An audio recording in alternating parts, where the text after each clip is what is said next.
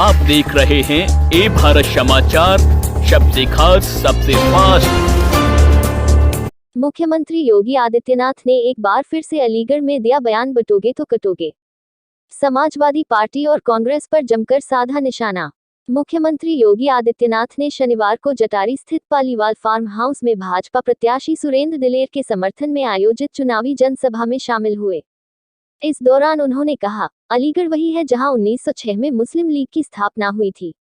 यह वह जगह है जहां विभाजन की नींव रखी गई थी। हालांकि अलीगढ़ ने मुस्लिम लीग की योजनाओं को विफल कर दिया, लेकिन विभाजन के बाद देश को सांप्रदायिक आधार पर बांटने की ताकतें अभी भी सक्रिय हैं। योगी आदित्यनाथ ने यह आरोप भी लगाया कि समाजवादी पार्टी सपा वही कार्य कर रही है जो मुस्लिम लीग ने किया था और इसे किसी भी हालत में सफल नहीं होने दिया जाएगा। ए भारत समाचार, ब्यूरो, अलीगढ़।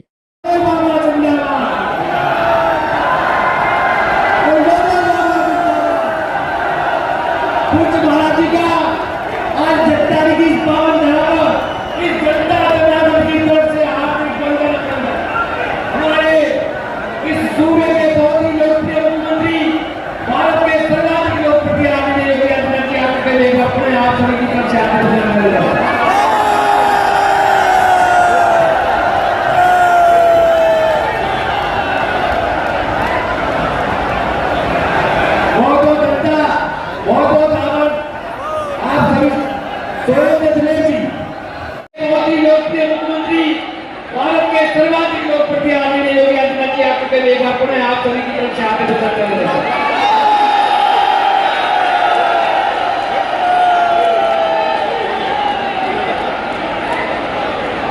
क्षेत्र से जुड़े हुए मेरे सभी उपस्थित बहनों और भाइयों,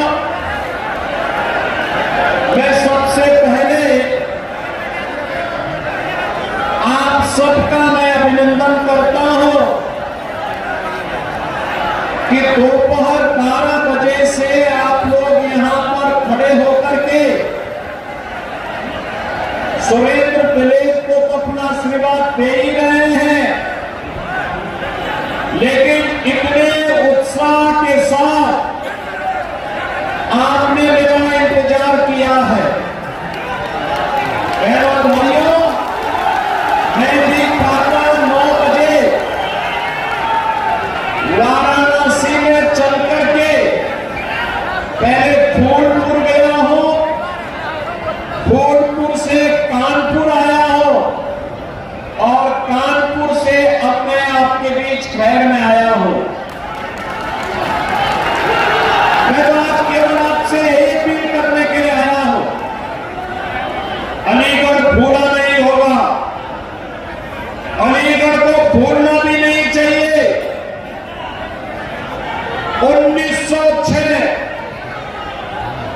1906 यही अलीगढ़ है जब यहां पर भारत के विभाजन की नींव रखने वाली मुस्लिम लीग की स्थापना इसी अलीगढ़ में हुई थी। अलीगढ़ में उनकी चलने नहीं थी, लेकिन देश को सांप्रदायिक आधार पर बांटने के उनके मंसूबे सफल हो गए। याद रखना, मुस्लिम लीग की स्थापना कराची में नहीं हुई, इस्लामाबाद में नहीं हुई, ढाका में नहीं हुई, उसकी स्थापना इसी अलीगढ़ में हुई थी। वे खतरनाक मंसूबे अभी भी समाप्त नहीं हुए और इसीलिए मैं आया हूं। उस समय जो काम समाज को बांटने का, उस समय जो विभाजन की खाई समाज को बांटने का मुस्लिम लीग कर रही थी, वही कार्य तो आज समाजवादी पार्टी आपके बीच में कर रही है।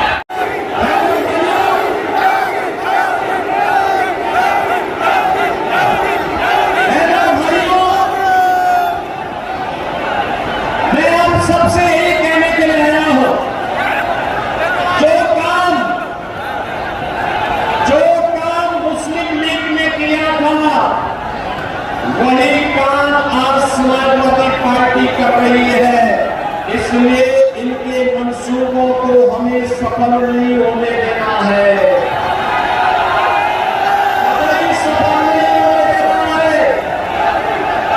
याद करिए 2017 के पहले के उत्तर प्रदेश में यहाँ करना होता था, कर्फ्यू लगते थे, विकास के कार्य ठप पड़े हुए थे, बेटी और बहन की सुरक्षा खतरे में थी, नौजवान के रोजगार पर डकैती डालते थे, गरीब के हक पर ये लोग उसको छीनने का कार्य करते थे। 2014 में श्री नरेंद्र मोदी जी का यशस्वी नेतृत्व देश को प्राप्त होता है। मोदी जी के नेतृत्व में आज जो नया भारत हम देख रहे हैं, यह भारत बिना भेदभाव के शासन की योजना का लाभ हर गांव को, हर गरीब को, हर किसान को उपलब्ध कराने का कार्य करता है। बिना भेदभाव के उपलब्ध करवाता है। आज देश की सीमाएं सुरक्षित है, देश के अंदर आतंकवाद समाप्त हुआ है, नक्सलवाद अंतिम सांस गिन रहा है।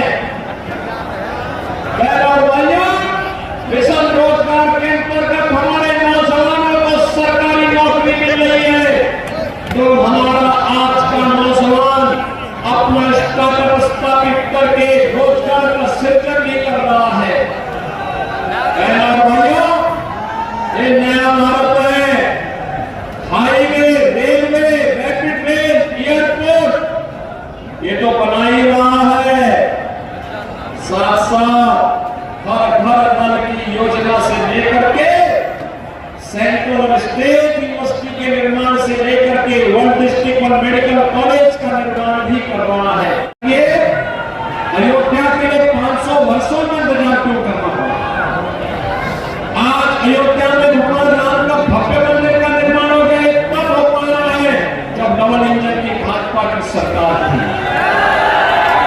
डबल इंजन की भाजपा की सरकार थी तब अयोध्या में क्या अपमान झेलना पड़ा था, क्योंकि हम फटे थे। मथुरा में क्या अपमान झेलना पड़ा था, क्योंकि हम फटे थे। काशी में क्यों अपमान झेलना पड़ा था, क्योंकि हम फटे थे। और बहनों भाइयों, 1947 में 10 लाख से अधिक हिंदुओं को क्यों कटना पड़ा था, क्योंकि हम फटे थे। और इसीलिए मैं आपसे कहने के आया हूं, अब फटना नहीं है, फटेंगे तो फटना नहीं है। अब तो एक रहेंगे, एक रहेंगे।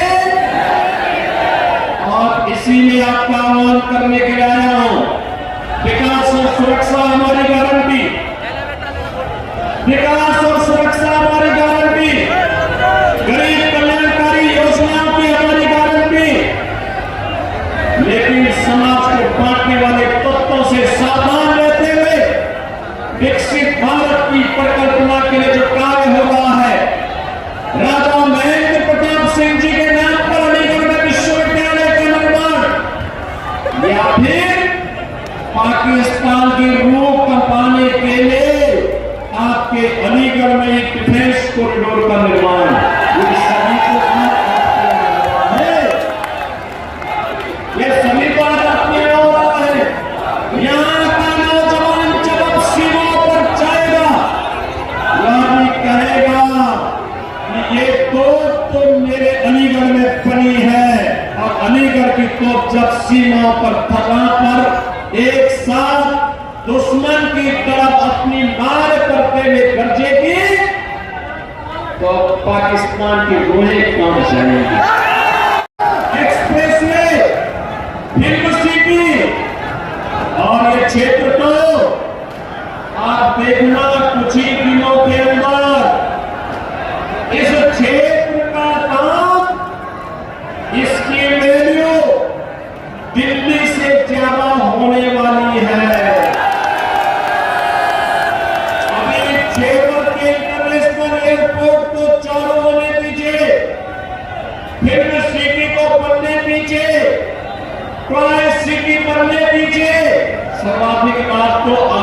होना है, और इसीलिए मैं कहने के लिए आया हूं, एक और विकास है।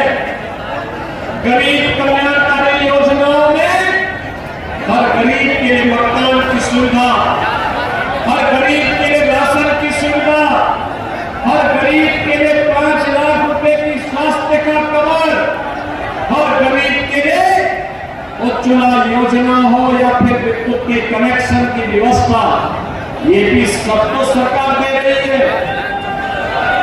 नौजवान के लिए रोजगार भी दे रही है, तो विकास भी है, गरीब कल्याण भी है और विरासत का सम्मान भी है। बहनों भाइयों, मैं पूछना चाहता हूं, कांग्रेस रही हो या समाजवादी पार्टी की सरकारें, ये विकास भी नहीं कर पा सकती थी, ये गरीबों का भी कल्याण नहीं की, उसमें भी भेदभाव करती थी, युवाओं को नौकरी देने में भी डकैती डालती थी, गरीब के हक पर भी स्वयं डकैती इनके लोग डालते थे, और तो बेटी भी सुरक्षित नहीं थी, व्यापारी भी सुरक्षित नहीं था। मैं तो केवल आपसे करने के जा रहा हूं, ये न गरीबों का कल्याण कर सकते हैं, न विकास का कार्य ला सकते हैं, और नहीं विरासत का सम्मान ही कर सकते हैं। यही काम कर रही है। देश का दुर्भाग्यपूर्ण 1947 में विभाजन हुआ, लाखों निर्दोष नागरिक काटे गए, लेकिन सत्ता में ऐश करने वाले अपनी राष्ट्रीय ठाक बाट के साथ सत्ता को अपनी पगोटी बना करके आज भी जनभावनाओं के साथ खिलवाड़ करने में लगे हैं।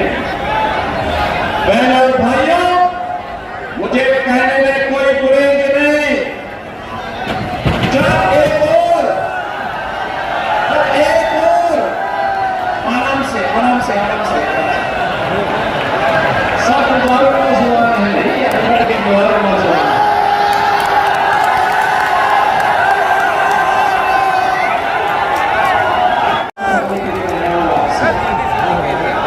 भारतीय जनता पार्टी और आरएलडी ने अपने प्रत्याशी के रूप में इस उपचुनाव में से सुरेंद्र दिलेर को आपके सामने दिया है। बहनों भाइयों, से सुरेंद्र दिलेर, इनके दादा स्वर्गीय श्री किशन लाल दिलेर यहां से कई बार सांसद,